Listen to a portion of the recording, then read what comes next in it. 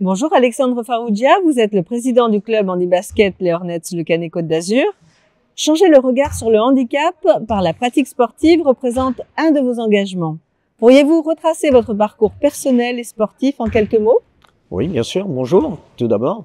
Alors, au niveau du sport, on va faire tracer en quelques mots, ça va être difficile, je vais essayer de faire vite, mais j'ai d'abord débuté par le milieu valide, puisque dès 17 ans, j'étais entraîneur d'une section valide d'athlétisme en région parisienne. Et lorsque je me suis aperçu qu'il y avait également de l'handisport, je me suis tout de suite dirigé vers le handisport où j'ai pratiqué diverses disciplines pour arriver au plus haut niveau dans une discipline qui m'était justement dédiée au départ, c'était celle de l'athlétisme où voilà, j'ai eu un parcours de très haut niveau.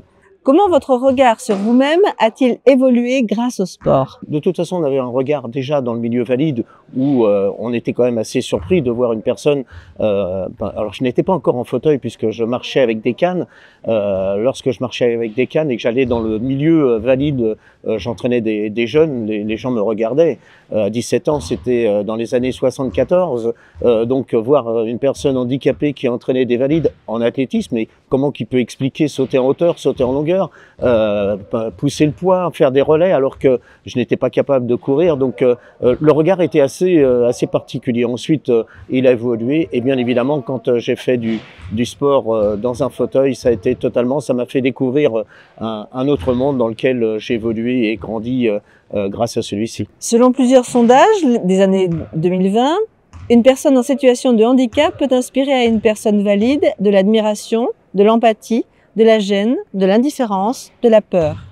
Pensez-vous que les réactions ont évolué depuis, notamment grâce aux Jeux paralympiques, à certains films ou séries télévisées? Dans les années passées, déjà, le regard était déjà différent lorsque on était, on va dire, tout jeune.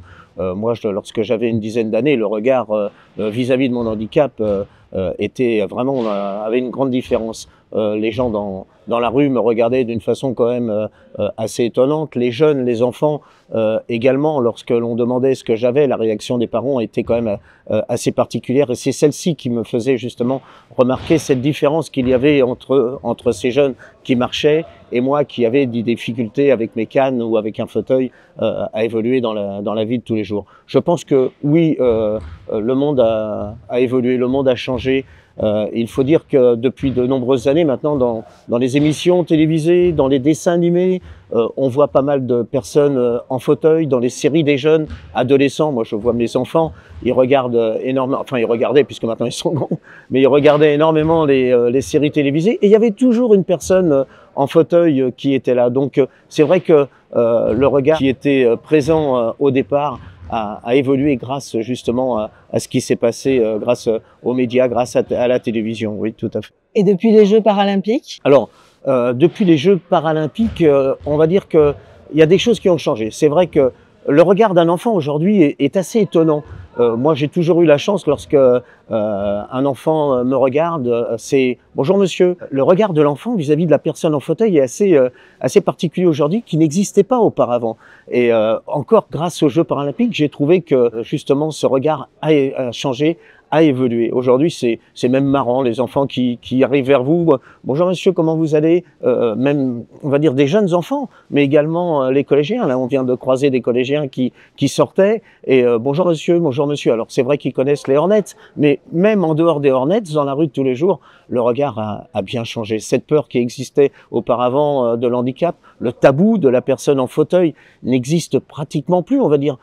Avant, monter dans un fauteuil, pour une personne, les parents disaient « Ah non, non, non, non, on monte pas sur un enfant, ne monte pas sur le fauteuil, ça porte malheur. » Mais alors aujourd'hui, les enfants montent dessus, c'est un engin comme tous les autres, et puis tourner, faire des choses avec un fauteuil de sport, c'est tellement merveilleux qu'ils le prennent et puis ils ne le lâchent plus surtout.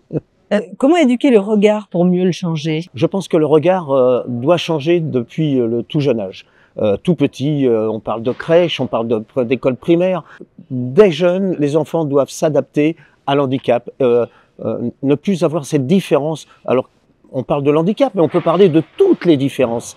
Et si jamais, tout jeune, on arrive à passer cette différence, à l'accepter dans le milieu scolaire, dans le milieu des tout jeunes enfants, je pense que là, dans le monde dans lequel on évolue aujourd'hui, je pense que ça peut valoriser beaucoup de choses. Et comment peut-on le faire changer justement? Comment peut-on faire passer ce message? Avec des événements comme on a réalisé récemment, je pense que on va beaucoup dans les écoles. On va dans les écoles primaires, on va dans les collèges, on va dans les lycées, on va même dans des lycées professionnels pour montrer justement le sport. Et le sport est un vecteur quand même assez important pour cela. Et l'enfant a un regard différent vis-à-vis d'un sportif, peut-être que par rapport à un handicap de tous les jours. Donc c'est à nous d'aller vers eux et leur montrer que l'handicap, ça peut être évolué, ça peut être une chance aussi partout pour tous ces sportifs qui ont grandi et qui ont une seconde vie grâce à ce sport. Vous avez notamment rencontré les élèves de primaire le 10 janvier dernier. Que retenez-vous de l'action mise en place? C'était une initiative qui avait été sollicitée et demandée par la ville du Cannet. C'est monsieur Philippe Lingua du service des sports qui avait mis en place cette sensibilisation parce qu'il est certain que les Hornets bougent beaucoup, on est très demandé dans les villes. 2 classes de CM2 de l'école Saint-Jean sont venus voir l'équipe des Hornets. Ça a été un événement qui a été très apprécié par les jeunes. Il est certain que être dans un fauteuil, c'est totalement différent que de courir avec des baskets, mais il existe quand même un paramètre que l'on retrouve dans beaucoup de sports comme en vélo, où on pratique avec un engin différent. Le ski, c'est des skis. Donc le fauteuil, bon, ça reste, on va dire, un paramètre important, mais il fait quand même, grâce, vous voyez derrière moi ces engins qui sont totalement différents, avec des carrossages de roues ils sont magnifiques, ce sont des engins qui sont beaux, et je pense que le regard par rapport à ces engins qui sont quand même assez prototypés, je pense que ça peut quand même avoir un regard différent et faire évoluer le sport et l'handisport d'une façon générale. De nombreuses études révèlent aussi que les personnes en situation de handicap sont plus optimistes que les personnes valides. Pourquoi, à votre avis? Une chose est certaine, c'est qu'il y a cette force du sportif handicapé qui, généralement, ont eu, pour la plupart, un accident de la vie et qui surmontent cet accident de la vie. Alors, ça peut être par le biais de la culture, par le biais de différentes façons, mais le sport, quand même, apporte quelque chose d'important, c'est cette rage de survie et de recommencer quelque chose avec une rage de vaincre. Et forcément, cette rage de vaincre, elle va se démontrer dans le sport.